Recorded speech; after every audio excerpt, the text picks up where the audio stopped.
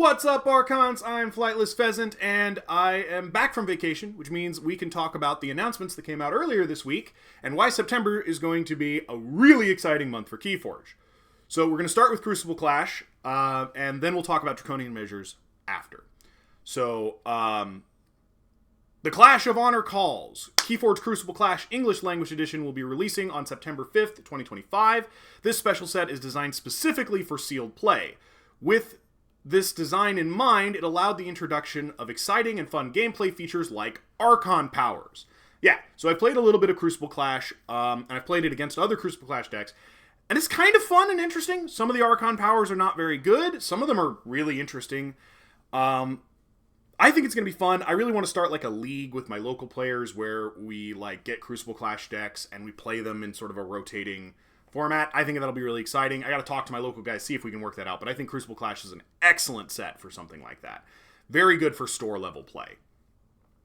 Every KeyForge Crucible Clash deck will include a special Archon power chosen from a list based on the contents of the deck. For example, if a deck includes a lot of a particular type of bonus icon, it may include an Archon power that provides a new use for that bonus icon. There are 28 different Archon powers to find. That's quite a few. I've only seen like 6 or 7. But Decks of KeyForge does have like a bunch of decks at this point, so I imagine all 28 are there, and you can find them if you're looking for them, which I'm currently not, but I might look at them later and see about, if there's something cool or interesting we can talk about with the Archon powers. The Archon powers may be fun to play against other Crucible Clash decks, but they can be a bit too powerful against other sets. However, Crucible Clash decks are still tournament legal in official Archon and Alliance tournament formats without their Archon power card, giving a lot of life to these decks beyond the sealed experience. So, this is the thing when the set was announced that people were very upset about, was that initially it wasn't going to be playable in Archon or Alliance. It was going to be for sealed play only. Which I thought was fine. I didn't have any problem with it, but apparently a lot of people did. I don't know about a lot. Loud people did. People who have loud voices in the community were upset about it. I don't know if that means most of the community was upset about it. I just know that it means that people who could project their voice were upset about it. Honestly, I think sets that are not legal in Archon and Alliance are not only fine, they're good. They're a good thing for this game, because this game is so dynamic and so interesting and has so many things to offer. But if we constrain ourselves to only things that are balanced to play, I think that limitation prevents us from showing off some of the really cool things you can do with this game.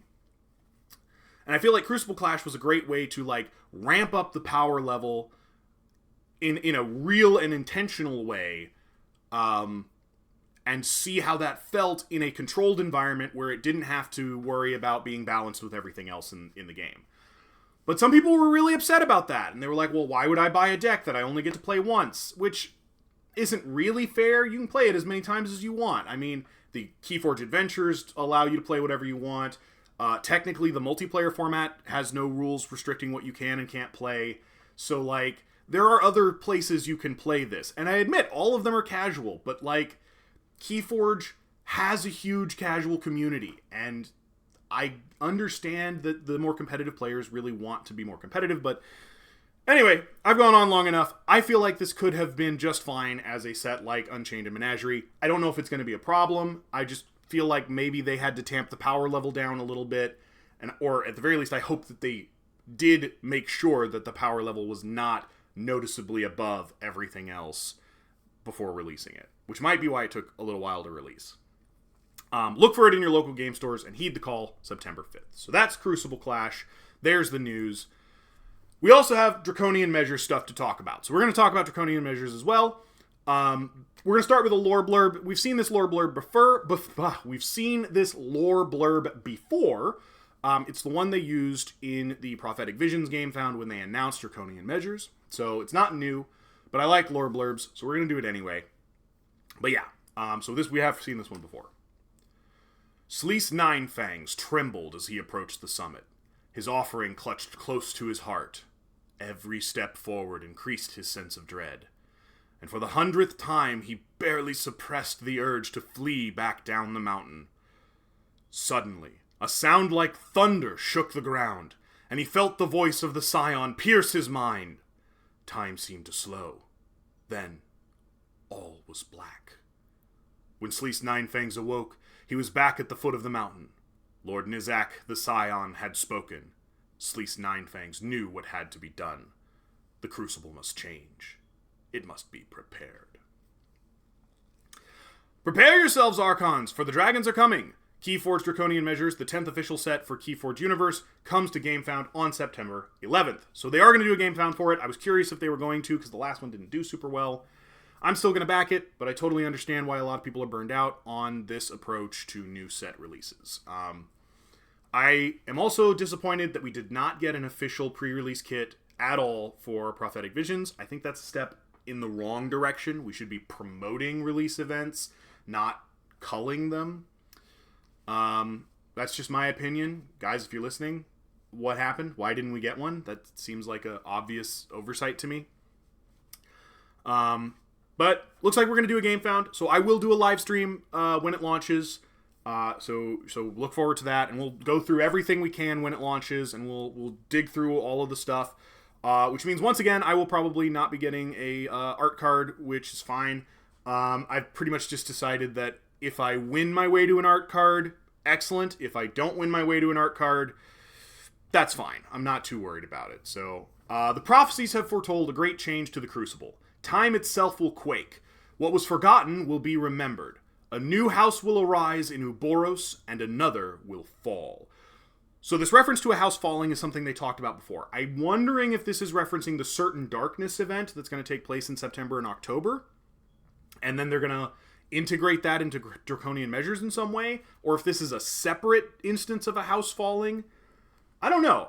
I'm intrigued to see how this plays out and what they mean by that. But it feels to me like it's probably a tie-in with Certain Darkness, more or less. Across the campaign, we'll share more information on the various houses, cards you will encounter in the set, and the new mechanics Archons will need to master to claim the rights to the vaults. There's a lot to share on this exciting set, and we look forward to your reactions. We hope you're excited for what's to come in KeyForge Draconian Measures. Be sure to follow the Gamefound campaign before the campaign's launch to get a free Draconian Measures Archon deck when you back the campaign. So we're going to come over to the campaign page. Yes, I have backed it. And so have about 600 or 750 other people. But there's the first thing I want to call attention to is we know the houses, right? Which we kind of already knew because we got preview cards with Prophetic Visions, which I've not seen anybody compile those yet. I'm hoping that I can find them compiled somewhere so that I can do a review of all of them in advance of the Draconian Measures Gamefound so that we can talk about what we've seen so far and what we might see in the future. But for the moment, we know what the houses are going to be. So it's going to be Aquidon, Geistoid, Mars, Uboros, Shadows, Skyborn, and Unfathomable. I'm excited to see Unfathomable come back into a core set.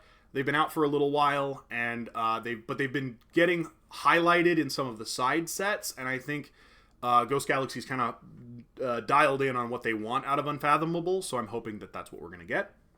I'm always happy to see Aquidon. My late-stage capitalism boys wheeling and dealing their way into another set. Geistoid and Mars are houses I've kind of come around on. I didn't initially like them a whole lot, but I've sort of started liking them a little bit more as time has gone on.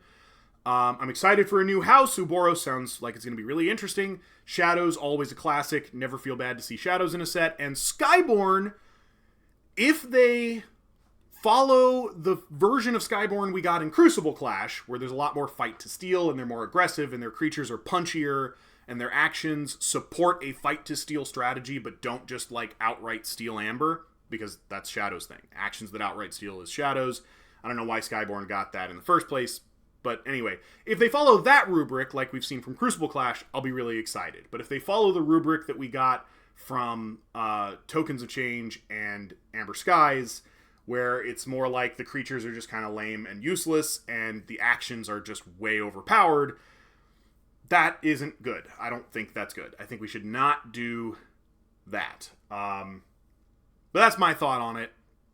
So I'm hoping that that's what they'll do with Skyborn, and I'm hoping that they'll have figured out what they want to do with Unfathomable, and that both of those houses will get to shine in this set.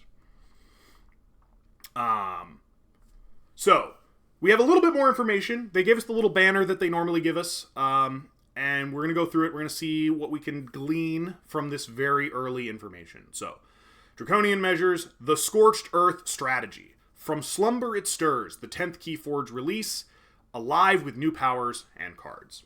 Very exciting. Very, very exciting. Yes. House Uboros emerges. Ancient Crucible dragons. The Uboros grow stronger as each match unfolds. So, Uboros is interesting to me because it's a dragon house. But we've already seen a few dragons in KeyForge. Granted, not very many, but a few. And they were in a variety of houses, or at least different houses.